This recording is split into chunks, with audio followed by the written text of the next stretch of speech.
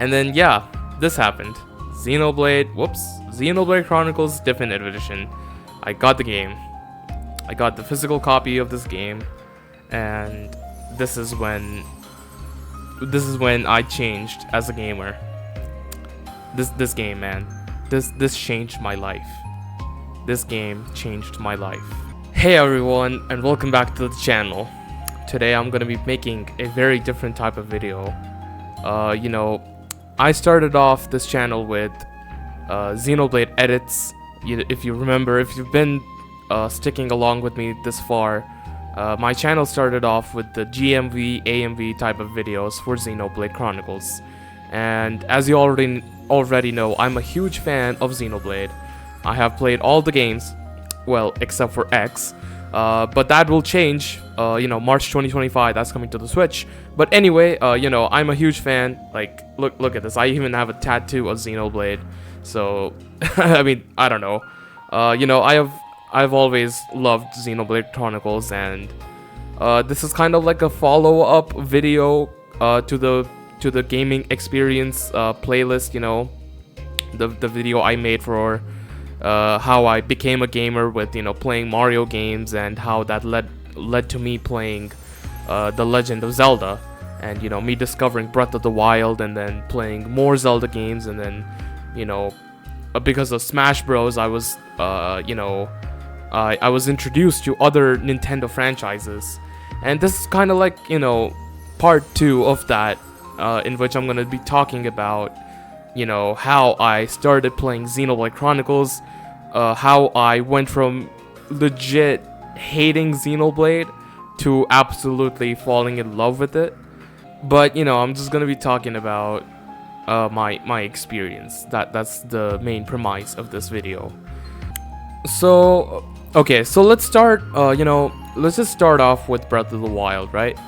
So as I mentioned in the previous episode, Breath of the Wild for me was a game that changed me forever, right? It's the first franchise I ever played, other than Mario, Donkey Kong, or even Pokemon. So that was for me one of the greatest games. Breath of the Wild was back in 2017, and I always wanted to play a game that could give me that experience, give me those characters, that world to explore and get lost in for hours on end. And it was December 2017 when Xenoblade Chronicles came out. Xenoblade Chronicles 2 came out for the Nintendo Switch, and I had absolutely no idea what a Xenoblade even was, like a lot of other people. So I saw a YouTuber play it on his channel, and I was like, whoa, this game looks a lot like Breath of the Wild, because open world, the character is just exploring in the vastness of the big titans and everything. And I was like, wow, this is incredible. I really want this game. And at that time, I didn't even know what a JRPG was. For context, I think I was 13 years old, and the first RPG I've ever played was Mario and Luigi. So so yeah, playing a JRPG this big, and that too Xenoblade Chronicles, was it was a big thing for me.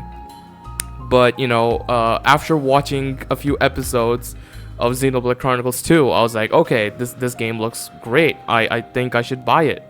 And I think it was around Christmas 2017 when I bought it. And I remember playing it for the first time, and I was like, wow, this actually is my cup of tea. I kind of like this, because well, it was a bit easier at first. I'll just say at least the first chapter was easy enough to get through it. I don't think I played it on easy mode. I think I did play it on normal, but it was challenging. It was overwhelming a lot. It was way too overwhelming. But I was able to play it and enjoy chapter 1, and when I played it, I was like, and the big takeaway from that was, okay, this game and its story and the characters are really like appealing, and I was like interested to know more. And of course I decided to continue with chapter 2. And this is when things got a bit interesting, because I think it was the rescue mission for Nia. And when you're in Gormott, you're like on a mission to save Nia and Dromark, right?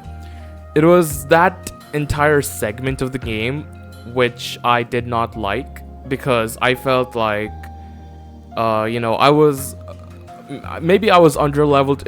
It was probably just my fault, but because of that entire thing, I died quite often, and I would get lost where I had to go, and I had no idea how I had to progress. And the thing is, back then, I would watch a YouTube video. Like, I would just watch people play the game, and then I would play the game. So with this YouTuber, he stopped playing Xenoblade right after chapter 2. So I somehow got through it. I don't know how I did it, how I managed to beat it, chapter 2, but I did. And then after that, everything was blind, so I had absolutely no idea where I had to go, even though the game literally tells you where you have to go and what you have to do. But not being exposed to previous RPGs and how they work, and just Xenoblade 2 being Xenoblade 2, I could never figure out where I had to go, and I was just lost in the world. I mean, like, don't get me wrong, the world, Torgoth, Gormott is beautiful, I love it, but, not knowing what lies ahead back then was scary. I was like, I don't know how to navigate this thing, the UI and the entire thing. I was like, yeah, I think I'm done. And I think I took a look at more videos on how to make progress with the game. I took a look at chapter 3, I think, and now this is when things got even more hard for me, because I just skipped all the enemies. I was so underleveled, and I just decided to go straight to the next chapter, right? I mean, like, the next location, which was Uriah.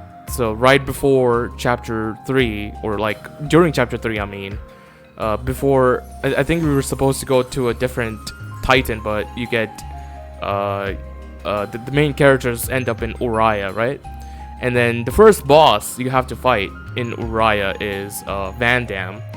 So that was the part where I struggled the most with the game, because by this point the game had introduced me with chain attacks, and how the elemental things work, and how you can change blades and unlock other things, and upgrade your gear, upgrade your blades, and this entire skill tree and whatnot. And that was very overwhelming for me, and I could not comprehend what I had to do.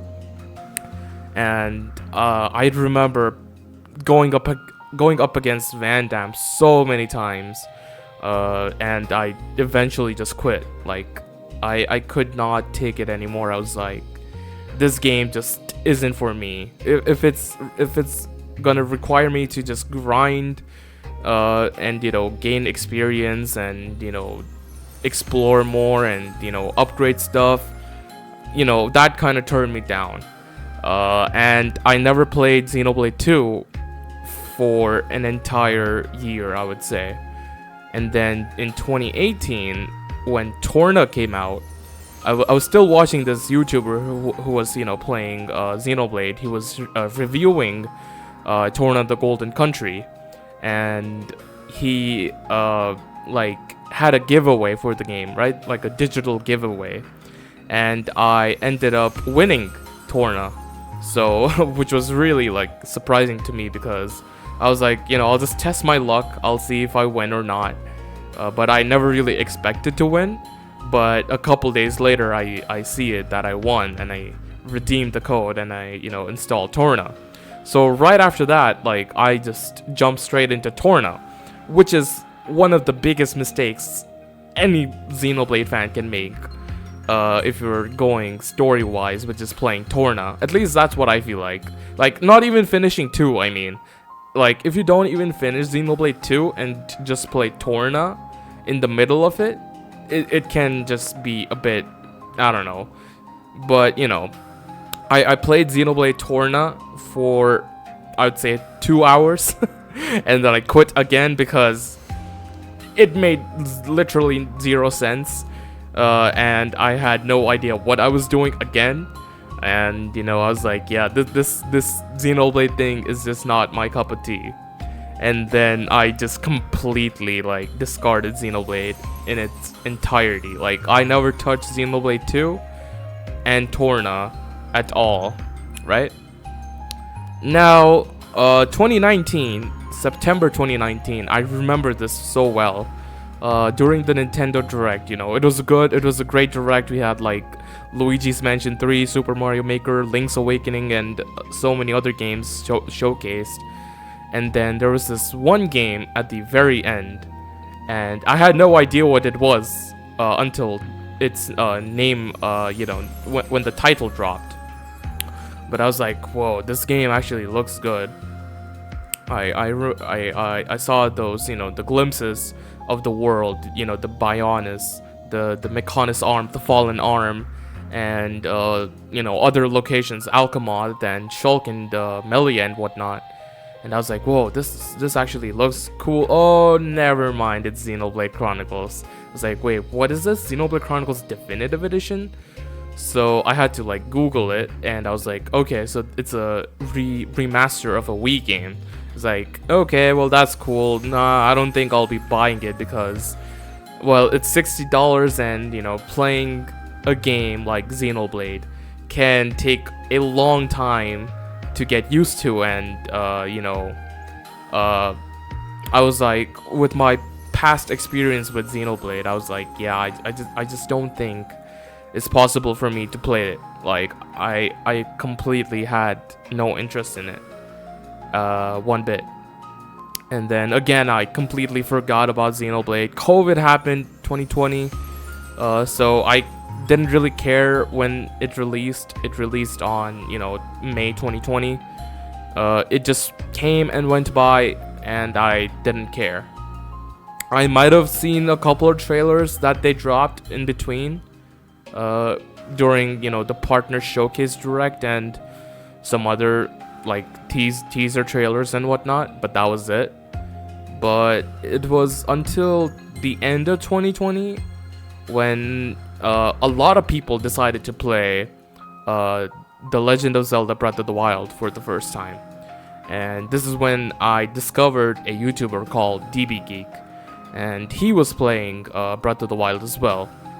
And I tuned into his streams and watched his videos on Breath of the Wild. I'd say it's one of the best playthroughs for that game on YouTube, and I completely like, I really enjoyed it. I really enjoyed watching that because I could like connect with him, and you know, how I also play Breath of the Wild as my first Zelda. So at the end of 2020, I was on Twitter, and I saw many people talking about Xenoblade. Like, it just showed up on my post, in my timeline, I mean. And I saw a lot of people appreciate Xenoblade Chronicles because by this time, at the end of the year, they were just discussing their favorite games and whatnot.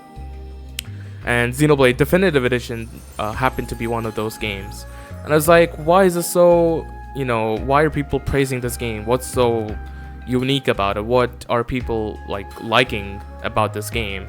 And I saw lots of like posts of, you know, screenshots of from the game, and people were mentioning the trailers and this and that. There was like a big discussion for Xenoblade Definitive Edition on Twitter. Like, lots of positive things people and the community, the Xenoblade community, was talking about.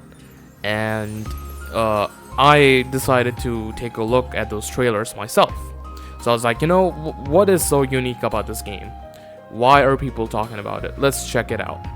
And I remember, and I spent an entire night watching all of the definitive edition trailers on YouTube, and I was legit blown away. The first trailer I saw with Shulk narrating, two great titans lived, Bionis, Mechonis.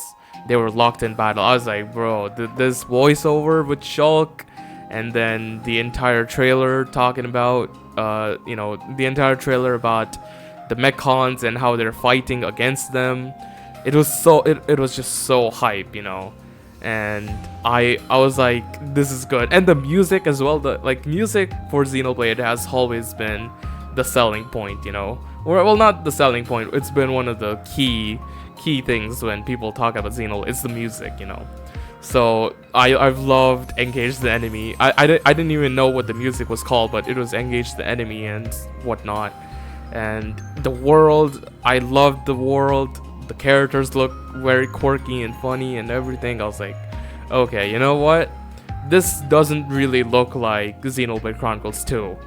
Maybe I should play this. I was like, maybe. I was still a bit, I was a bit, I was still not sure whether I really wanted to play this. I knew that I could play it, but I wasn't really, invested yet. And I was like, okay, I put it on Amazon. I put it on Amazon as a, I didn't check out, or I didn't purchase it, but it was in my cart. And I was like, okay, maybe in the new year I'll probably pick it up if it goes on sale. But yeah, that was that. I spent that entire night watching all of the trailers, and I was sold. I was like, okay, this game, I am playing this game, whenever it may be, but I don't know when it may be, but the time will come. And then DB Geek decided to react to all of the Xenoblade Chronicles trailers, and by this time, he had almost finished Breath of the Wild, and I was already liking his content for Zelda and whatnot, and he was deciding to play Xenoblade, and it happened at the same time when I was interested in Xenoblade as well. So I looked at his reactions. I enjoyed it a lot. I just skipped to Xenoblade Definitive Edition. By the end of it, he was like, he is gonna play it on the channel, and I thought, it might be a great time for me to start Xenoblade Chronicles as well. And I still had the game on Amazon, and I just bought it. I was like, okay, I guess I'm playing the game now, alongside alongside him. And then yeah, this happened. Xenoblade Chronicles Definitive Edition. I got the game. I got the physical copy of this game, and this is when I changed as a gamer. This game, man. This changed my life. This game changed my life. Where do I even begin? So, Xenoblade Chronicles Definitive Edition, which also had a new epilogue called Future Connected. So this is not really a review of this game. I'm not gonna do a review. I'm not IGN. I'm not gonna do a bad review. Anyway, upon starting the game, this has to be the greatest intros to any game ever. And it starts off with, Shulk narrating the Bionis and Mechonis' history, and then you cut to Dunban at the Mechonis sword fighting an army of Mechonis, and then you have that entire music hyping you up with all the events unfolding. Mumkar decides to abandon you, and then Dunban just unlocks the power of the Monado, and then he just kills all the Mechons and whatnot. And then it just zooms out. You see the entire locations: Machina Forest, Earthsea, and then Colony 9 and whatnot. It was just incredible. That entire start to the game was just phenomenal. I don't think any game can recreate that. Even Xenoblade tried even Xenoblade 3 tried recreating that, and well, I wouldn't say it failed, but it didn't really like live up to the hype that Xenoblade 1 was. At least for me, like Xenoblade 1 hype is just on a different level. Playing the game for the first time, it felt different, a lot different compared to Xenoblade 2, and Torna as well. So that was a nice change. It felt like a bit more handholdy, like the tutorials made sense. It was a lot more well organized. I knew what I could do, where I had to go. It was a bit more linear, I would say. Xenoblade 1. It's pretty much linear right before Gar Plains, and then you can like get lost in the world. But with Xenoblade 2, it's like once you're at Torgoth, which is like your first location, like the big location that you explore, you're pretty much in the open world.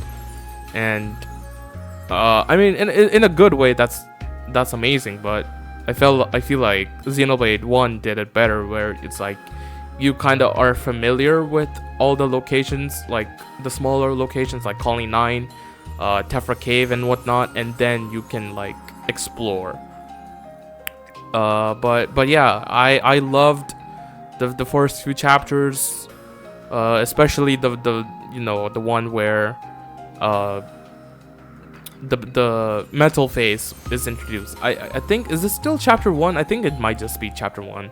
But chapter 1 was probably the best. Mechon, the Mechon, ambushing Colony 9, and then Shulk finally grabbing the Monado and, killing plethora of Mechons. That was wonderful. And then Fiora, the entire thing they did with Fiora, I was like, wow, they're doing this early on. And I was like, wow, this game is it's crazy what this game is doing. It just killed off one of its main characters so early on, and I've never seen or witnessed a game or any type of media like that before. So that was very like shocking to me. And then it was right after Gar Plains when I started to really feel the difficulty. The difficulty spiked again. I was not used to JRPGs. I don't think I played any big JRPGs before jumping into Xenoblade Definitive Edition, or like the gap between Torna and Definitive Edition. I didn't play any other RPGs, so maybe I might have played Mario RPG, but that was it. Nothing like a big JRPG fantasy type of game, sci-fi type of game, And then the difficulty spike kicks in when you're trying to make progress without really exploring, without really upgrading your gear, without gem crafting. That's like one of the biggest things you gotta do, and that kind of bothered me a lot. And I just rushed through the entirety of Xenoblade. I switched to easy mode very early on, and I just wanted the story. Like, the only thing that was keeping me there for Xenoblade 1 was the story and the music and the characters. The gameplay for me was not it. Back then. Now it has changed. Now I think, looking back at it, Xenoblade 1 has one of the greatest combats, and it's very underrated once you finally understand what you have to do. But back then, back in 2021, I still I didn't really like it, and I was like, I just want the story, and that's why I just switched to easy mode. And I have no shame in it. Like, I just wanted to experience what the story had, because from what I had seen in the trailers, the story looked great. It looked like it could go a lot of places, and even when I thought I could predict what's gonna happen in the game, I could not. Like, this game is just unpredictable. The entire franchise is unpredictable. It can mess you up very, very much, and that's what I love about Xenoblade. It can just, it just, it just does that thing. Um, but yeah, I just played. I don't really remember the first time reactions I had with the story, but I kind of like vividly remember some moments. Like I'm gonna get into spoilers, by the way. Like what's the name? The Mechonis Fiora. I'm just gonna call that. I forgot the name. I'm such a I promise I'm a Xenoblade fan. But the 7, I think it's called 7. The bronze, was it? No, white Mechon. But anyway, the entire Fiora moment on Prison Island was mind-blowing. I was like, what the heck is happening? This is crazy. This entire game is just crazy what it's doing. And I was like, wow, this is actually like happening with Fiora and whatnot. And I remember when Mumkar was introduced as face Mechon. That was crazy. I was like, what? That's like that was insane. Like that entire fight between Mumkar and Dunban on Valak Mountain, that was crazy. And then you get introduced to another big villain behind this, being Egil, who's the leader of all of the Mechons, and the leader of Mechonis. I was like, wow. Now it's like a quest of revenge and a quest of protecting the Bionis. You're like, okay, and everyone on Bionis is the good people, and we have to kill Egil and destroy Mechonis to its entirety. And then once you're on Sword March, god damn it, it's not Sword March, it's the Great Sword. No, that's what it's called in Xenoblade 3. Fuck, what's it called in Xenoblade 1? The Mechonis Sword. The Mechonis Sword. When you're on Mechonis Sword, you get to learn more. Mumkar hints about all of the things, and then you're like, maybe Mumkar might be right. And then you explore the and then I don't remember. And then you have a fight with Egil, and then Shulk falls off at Fiora trying to rescue her, and then you end up on the Mechonis arm, and then the reunion happens, and then all of that just I don't know where I'm going with this. I need water.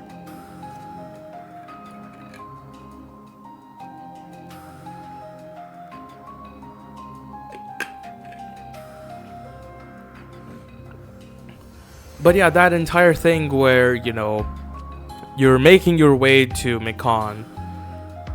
But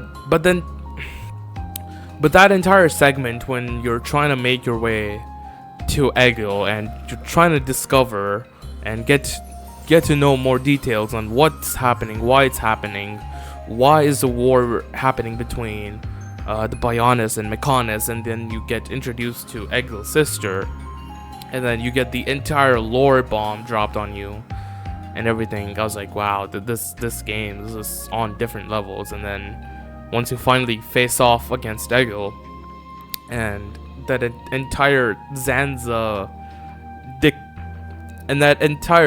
Dixon thing that happens, I'm like,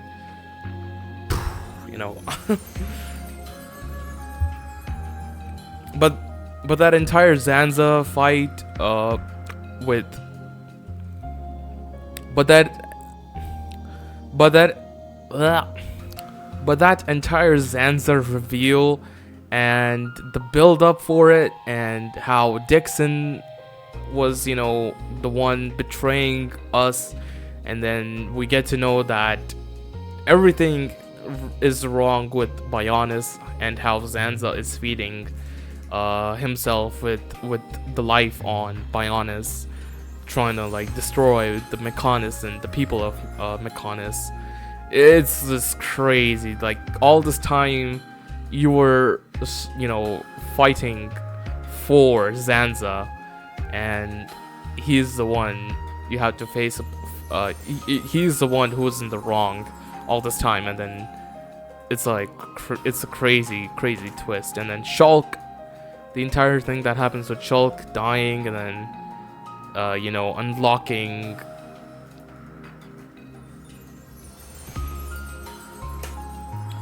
but yeah, that entire thing was just crazy. And I remember struggling quite. And I mean, I know I'm talking a lot about story, but trust me, the gameplay was really like tough. It was very tough for me, even though I was on easy mode, because by the time I was at the Mechonis core, or the fight against Egil, I was already like 40 hours in, and that's not normal. That is not normal for any Xenoblade player to be at 44 hours already, like at the end of the game. Like, that's you already know that's very wrong. And I rushed. I know I rushed the entire thing just for the story. Yeah, I liked the story, but I didn't get to like immerse myself in the world of Xenoblade. And this is why my entire like Xenoblade journey is so interesting and bizarre at the same time, because the way I experienced this game, I don't think I did it justice until way later on, when I finally realized what Xenoblade actually means for me, when I replayed all of the games, and then the entire lead up for Xenoblade 3. That's when I became a Xenoblade fan. So yeah, upon finishing Xenoblade 1, it didn't really have much of an impact on me. Like, the first time, I kid you not, I didn't cry. I did not really have much emotional value for any of the characters, except for like a few. But it didn't really like connect with me. It was like, okay, I finished a Xenoblade game, and that was it. And I played Future Connected right after that, and I was like, yeah, it's okay. I don't think I finished it though. Yeah, I didn't finish Future Connected. I just played it a bit, and I was like, yeah, it's okay, and then I just stopped. As you know, I already mentioned me watching this Twitch streamer / YouTuber called DBGeek. I joined his Discord community, and there was this entire there were so many people discussing Xenoblade. And I, as a fan, I would say like a fan back then, I was like, let's talk about Xenoblade as well. I talked about Xenoblade Chronicles 1 and 2 and Torna, I guess, a bit. And I was like, okay, I started appreciating the game a bit more through other people, because I it was a bit natural. It was like, oh yeah, I'm gonna be talking about this chapter in Xenoblade, or this particular scene with this character or characters. So that entire discussion led me to making several friends in Discord. It's been 3 years now, and I'm still great friends with them, and it's just amazing, just talking from Xenoblade to like actually becoming friends. So that's like one of the biggest like takeaways from joining the community, and finally appreciating what Xenoblade Chronicles is for me. And that really sparked my interest a lot more for Xenoblade. And this is when I was like, okay, I have to revisit Xenoblade in its entirety, because now I feel like I need to do it justice for myself. Right when I started Xenoblade Chronicles 1, it was a couple chapters later. This is still like early 2021, right? I don't know why this was such a dumb thing, but I decided to pick up Xenoblade Chronicles 2.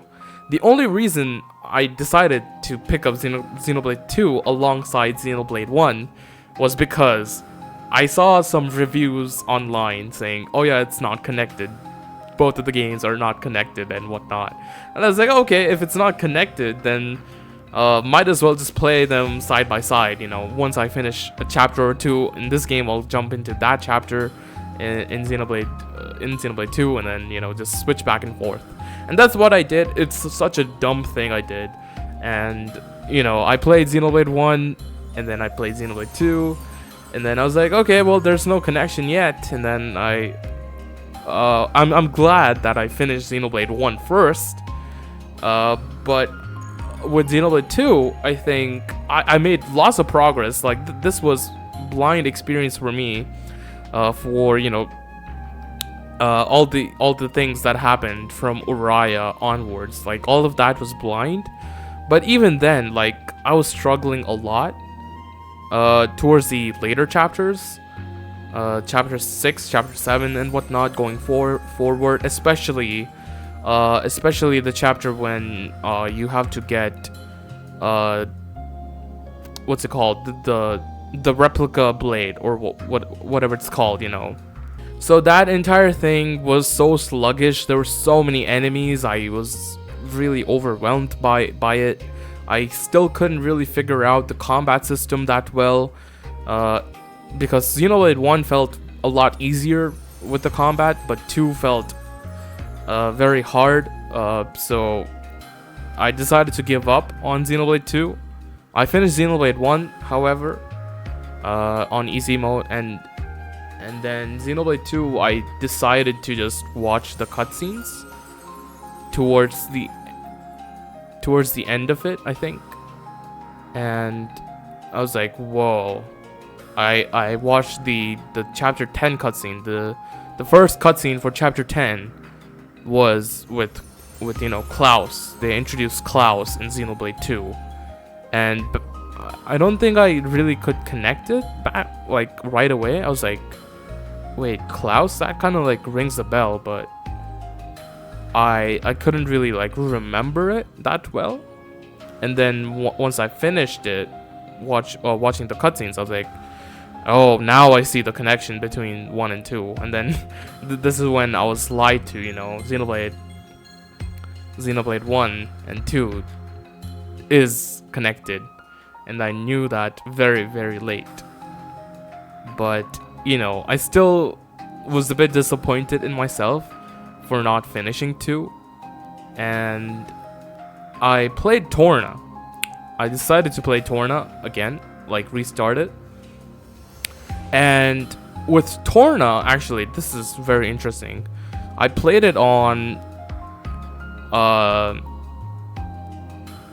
okay, so the thing with Torna, again, I was stuck with the community quest. I gave up with the community quest, like many other Xenoblade fans might have done. But I watched the story for it on YouTube, and I was like, whoa, this game is much better than Xenoblade 2. I still think that Xenoblade Torna is a better game than Xenoblade 2, gameplay wise, and maybe story, I don't know, but I really enjoy Xenoblade Torna a lot, especially the combat. I think the chain attack and whatnot is a lot easier for me to do, even though it's very similar. But I think I enjoyed Torna a lot more. And then yeah, so that was that. Alright, so at the end of 2021, this is when some interesting things happened. So so when I was in Discord, someone sent an interview of the voice actor of Melia, Jenna Coleman, and she mentioned something about a particular game, and that game was Xenoblade Chronicles 3. And this is when a lot of things were interesting and really like exciting for many people, including me, which was Xenoblade Chronicles 3 being a thing. So it was still like a rumor, and it was not really confirmed. And it led to a lot of speculation of how it would be, how Xenoblade 3 would shape up to be, because the way Future Connected ended was, Melia being the crown princess to being the queen and whatnot. So everyone was like, okay, maybe it's a continuation for Xenoblade 1 with some Xenoblade 2 characters as well. So that was very like interesting, and I kind of like remembered the discussion everyone had, that a lot of returning characters like Nia could show up, and Rex and Shulk would show up in the party, and alongside Melia, and with other new characters and things. So that was very interesting, but it kind of like died out very fast. The rumors and whatnot, people are still talking about it, but everyone kind of like forgot about it leading up to the new year. And then the first Nintendo Direct of 2022 happened, right? Lots of great announcements. Mario Kart got DLC, Splatoon 3, happened, and so many other things. Kirby, the Forgotten Land, and whatnot. So many beautiful announcements in that Nintendo Direct. And then at the very end, you see this guy with long black hair playing a flute. I was like, okay, this might be Fire Emblem or something. And then it changes to the battle scene. It like slowly fades to the battle scene, and I was like, whoa, wait a minute, that's like Xenoblade 1. And then you see this character jump with the big red sword. It's like, whoa, this is like a better Monado. It's like and I was like, whoa, this is like a Monado. It's Xenoblade 3. And then this cat girl shows up with the core crystal. It's like, whoa, is that Nia? And then it's not Nia because it's different. And they're fighting, and then it's like the trailer cuts to characters exploring places like and then you see the characters are exploring, and then you see the Great Sword, and then you see Alchemoth being completely different, and it's just crazy. Like, the entire thing was just crazy. And you see the title, Xenoblade Chronicles 3. I was like, wow, this is happening. When is it happening? And they're like, what? And then you're like, whoa, it's happening this year, September 2022. I was like, this is it. Like, this is the game. And this is when I was like, okay, now I'm determined. Now that I'm passionate, now this is when my passion grew a lot more. And I wanted to give Xenoblade a chance one last time. And I sat down, I played Xenoblade 1. Again, I took my time. I took my sweet time playing Xenoblade 1. And I didn't switch to an easier mode. I just stayed on normal. I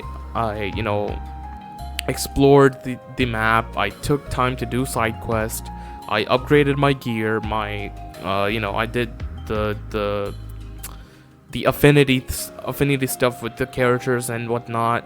Got to learn about the backstory a bit more and whatnot.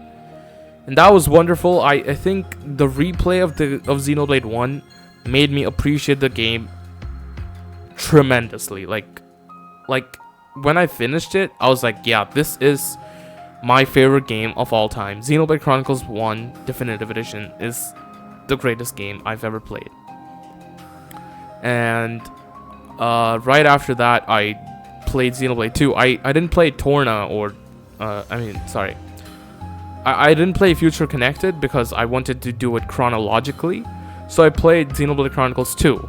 And again, I took my time. I decided to, explore a lot, do the side quests, do the core crystals, do everything possible for Xenoblade 2 so that I could, easily get through the game. And I did, and I enjoyed it. And I think I was struggling a bit at at at the final boss, so I might have switched it to easy mode. But that was it. But you know, it's okay. I might replay Xenoblade 2 again sometime, and then I'll probably actually play it on normal mode and stick to it. But we shall see. But I think I'm much better at Xenoblade Chronicles now than before. Even 2 years before, you know. After that, you know, I played Xenoblade Torna, and this is when I completely fell in love with Torna so much more, a lot more than before. So I bought the expansion pass. Like, I already had a free copy of Torna the Golden Country, but I decided to buy the expansion pass for Xenoblade 2, and I played that version of Torna from start. And I played it. I did all of the community quests, and experiencing that game for the first time. I mean, like, actually, like, playing through the entire thing felt great. Made me appreciate the character Jin and the relationship with Jin in Xenoblade 2 with the other characters a lot more. And I think Jin is such a well-written character. In the entire Xenoblade franchise, I would say Jin is one of the best written characters by far, and I really enjoyed playing Torna. I think that was when I actually cried a lot, was when I finished Torna the Golden Country. It was phenomenal. I think it's still one of the best Xenoblade games out there. Best JRPGs, mind you. And it's just a DLC, like, it's crazy. And then by this time, it was already like June, and it was around April, I think. Nintendo had another trailer for Xenoblade 3, which had the release date, and this took everyone by surprise. Usually, a lot of gaming companies delay the games. Nintendo is the complete opposite. Nintendo brought it up. Like, it was supposed to release in September, but they switched the release dates with Splatoon 3, and now it was aiming for a late July. And I was like, whoa, now I gotta finish all these games before 3 comes out. And then, you know, finally playing Future Connected felt amazing as well. Like, Future Connected, I had not seen... I didn't see any any YouTube videos on Future Connected. That game was completely blind, and I very much enjoyed it. I think it gave a proper closure to all of the characters, Shulk and Melia, and it kind of like teased to what was supposed to happen in Xenoblade 3 in a way, and that was nice. I finished Xenoblade Future Connected a day before Xenoblade 3 happened. I remember playing... So with all of these games, I remember staying up... So when I was replaying these games, I would sleep very early, and then I would wake up at around 5 o'clock or 4 o'clock in the morning, and I would get those couple of hours in the morning playing the games, because I had to go to school by 8 o'clock. So I would just spend that time playing Xenoblade, and then getting you know ready for school after that.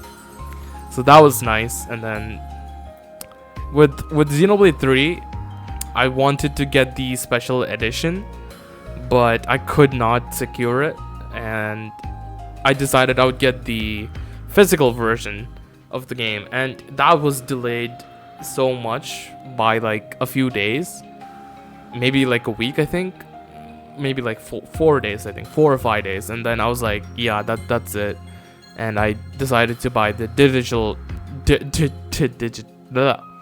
so I decided to buy the digital version of Xenoblade Chronicles 3, because I could not wait. Like, by this time I had just so much excitement in me that I just wanted to just play the game. But anyway, with Xenoblade 3, I think Xenoblade 3 I had a lot better time compared to the other entries, including the DLC and whatnot. So Xenoblade 3 was, a game that I fell in love with very easily, especially the combat, the gameplay, the core gameplay was amazing. I think what made Xenoblade 3 so much easier for me was the tutorials. Like, it was just so much fun. I remember taking so much time. Even in chapter 1, I explored so much in the first chapter before the main story, and I was like, I have to just explore. I have to do this quest, I have to do that quest. And then once you progress into chapter 2, you have to do the hero quest. I remember backtracking all the way to Colony 9 to do the Xeon hero quest, and then the Gray hero quest, and so many other side quests and whatnot. I was just completely like hooked with all of the hero quests and the side quest, along with the main story. And then the characters are just so lovable. I think the characters in Xenoblade 3 have so much more depth than any other entry, especially characters like Uni, Tyon, Lance. Like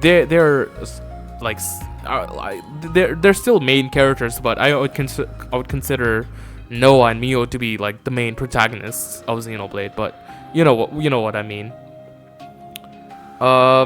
So I think the story, the music, the characters are just so well made that I could just fall in love with it. And then so many other things happened. Like, I knew a lot of things, like watching the trailers and the dedicated Nintendo Direct for Xenoblade. Like, I knew what I had to expect from it. But even then, the game blew me away with so many things, especially how the way they introduced Melia in Xenoblade 3, for instance. Like, it's Melia, and then it's like they don't mention her name until she's actually in front of you, and then Noah's like, "Oh, that's the Kavasi queen, Melia," and then Mio's like, "Oh, that's your queen, Melia." And then N shows up and he's like, "How dare you mess with Melia Antiqua?" And I was like, bro, I legit screamed. Like, back then I didn't even make YouTube videos or like Let's Plays, and I still screamed. I was like, whoa, this is crazy. This is a great moment. I loved that so much. And playing through the game, exploring, just the most fun. Xenoblade 3 was the most fun I've had with Xenoblade in its entirety. And then chapter 5 happened, and I'm not even gonna go in detail with chapter 5 because, oh boy, chapter 5, it's something. It was it changed me. That changed me as a person, as a gamer. Chapter 5, chapter 6, and then the Nia stuff happened. I was scared with the Nia because she got shot by the Mobius. I was like, oh shit, maybe Nia's dead. And then Nia being Nia, the funny Welsh girl, cat girl, she was alive, and she tricked everyone. She's like, oh yeah, I just missed by this much, and then yeah, I'm still alive. And then everyone in the party is just shocked. They're like, oh whoa, how'd you survive? So that was pretty nice. And by this time, I think I had synced in at least 100+ hours into the game, and I knew the ending would destroy me. And then leading up to chapter 7 and everything that happened was just like, man, what a game! What a game! Like, the thing is, I enjoy Xenoblade 3, but it didn't really like match my expectations and hopes. Like, I had so many things in mind, especially that it is a connected world. They would do more things. Like, I wasn't expecting Shulk to be in Xenoblade 3 or Rex to be in the main story of Xenoblade 3 or any other previous characters. I didn't really expect that. What I wanted was a bit more explanation with the Klaus thing, or a bit more things regarding the backstory of how the worlds came to be. That's what I wanted. Like, I just wanted a bit more of Klaus and Galea, and it was a bit disappointing that I didn't get that. But however, that changes with the expansion pass DLC Wave 4 Xenoblade Chronicles 3 Future Redeemed. Wow. So I remember during the 2023 Nintendo Direct, you can watch that reaction. I have it on my channel. They were talking about Wave 3 of Xenoblade, and I was like, okay, this character, Masha, whatever her name is, cool, whatever. And then they show the outfits that the characters can get. I was like, whoa, Tyon is wearing the Jin's outfit. That was pretty cool. And then Lance was wearing like the Ryan outfit from Xenoblade 1. It's like, that's awesome. And then they're like, oh, and here's what expansion 4 has in store. And then you just see Alvis, and then you see Shulk, and you see Rex. I'm like, what? Are you shitting me? Like, they were there. Their statues exist in chapter 5 in the city, but I didn't really know who they were. And then Xenoblade Future Redeemed happens, and like, what the F is this, you know? It was crazy. Like, that trailer was crazy, and I didn't know when it was gonna release. Like, this was way too early for them to even tease that expansion pass, right? Like, the Future Redeemed, I mean. So I was expecting like it could be like a December game, or like a late spring type of game. I mean late fall type of game. But you know, one day in April they decided to just shadow drop the release date trailer for Xenoblade Future Redeemed. So I just woke up that day and I scrolled on Twitter, and everyone was talking about this expansion pass. I didn't really see too much. I just saw Alvis artwork. I think that's what it was. I just saw Alvis's artwork, official artwork. I was like, what the heck is this?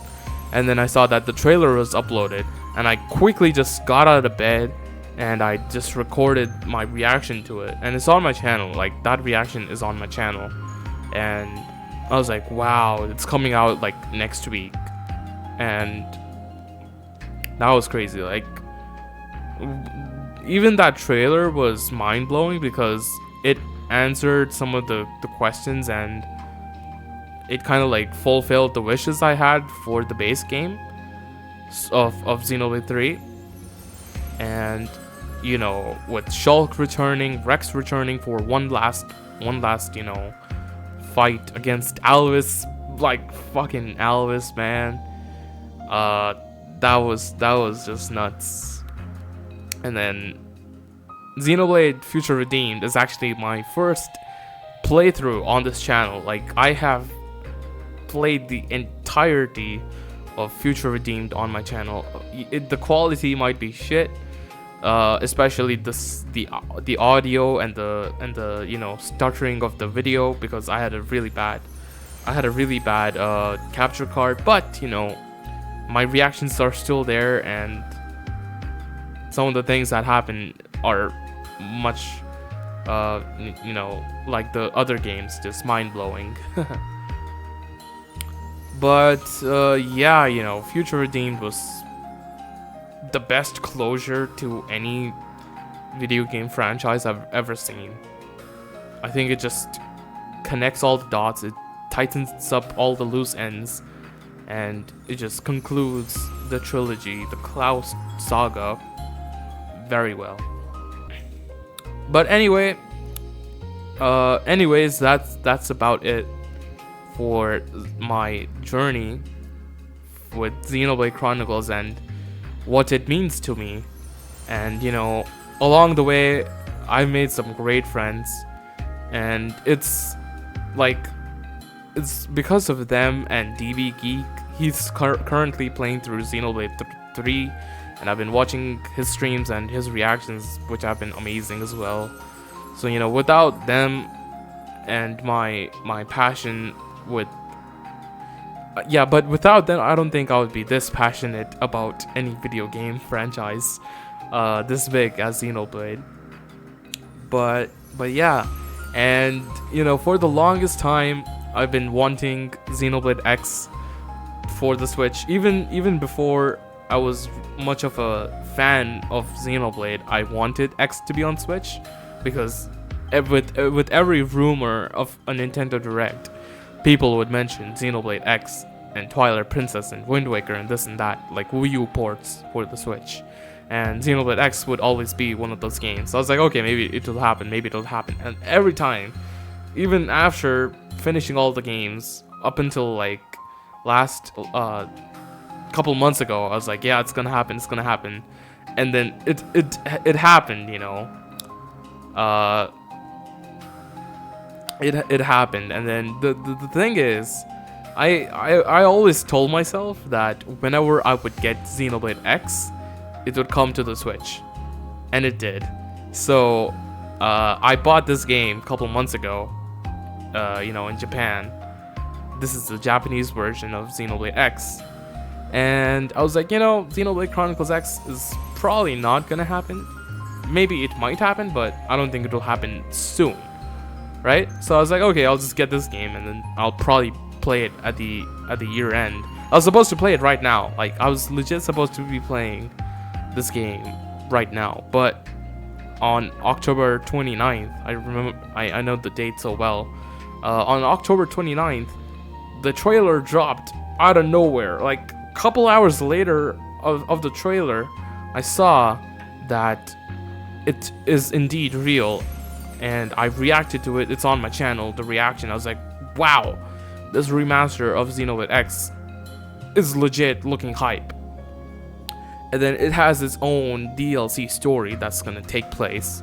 Who knows if it's like an epilogue or a prologue or anything, or if it's gonna be like a story that takes place in between the chapters. Who knows? But it's very, very exciting, and I cannot wait. March 20th. 2025, just 4 days before my birthday, which is crazy. I'm gonna be 21 next year, and this game is happening, so that's just crazy.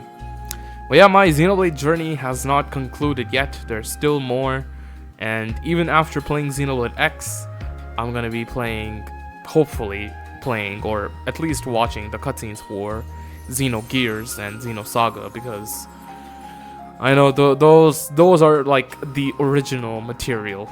That's how it all began. Xenogears, you know, it's what it's the beginning, you know. So yeah. But anyway, thank you for listening me yap to Xenoblade Chronicles. I hope you kind of enjoyed this type of video. It's not scripted. It might be a bit edited, because I wasted so much time talking nonsense. But yeah, thank you so much for watching this video, and if you liked it, if you think it's a good video, then like it.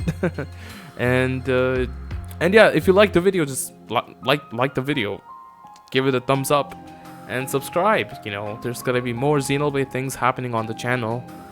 And yeah, thank you, and I'll catch you later. Make sure to save your progress.